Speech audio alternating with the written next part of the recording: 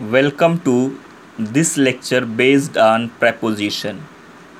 In this lecture, we will study in, within, in relation to time, preposition in and preposition within. We will study difference between them in relation to time. In means at the expiry of a period of time in future, means at the end of a period of time in future. Within means before the expiry of a period of time in any tense. So I would like to clear the difference between them. Whenever there is a period of time in future, if something will take place at the end of that period of time, then we have to use in for that. For example, she will return in a week, means she will return in a week time, but at the end of the week, not before the end of the week, not after, not before the end of the week. Means when the period of time, that is a week, will end, at that time she will return, not before that. I shall finish my work within a week. So within shows that if there is a period of time, so without or before the end of that period of time, if something is done, so there we have to use within. I shall finish my work within a week. It means before the end of the week I can finish this work. Means you know that a week consists of 7 days. So if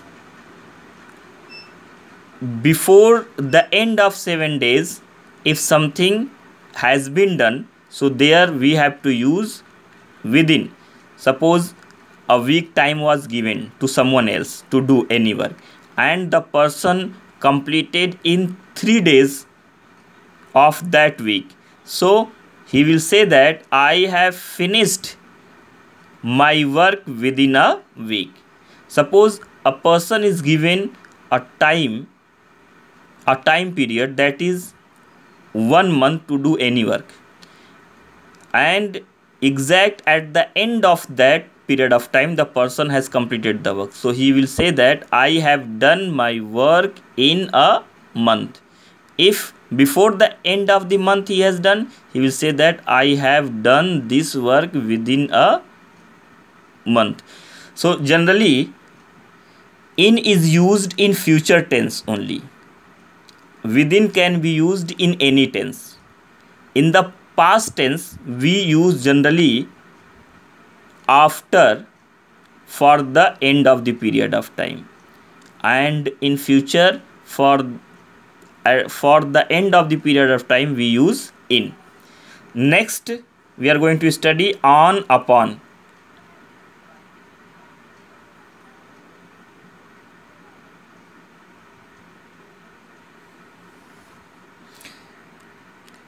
On is used for things at rest. Upon is used for things in motion. Means if something is on the surface of something and that is not in motion, there we have to use on. If something is coming on the surface of something in motion, so there we have to use preposition upon. For example, he is sitting on the floor.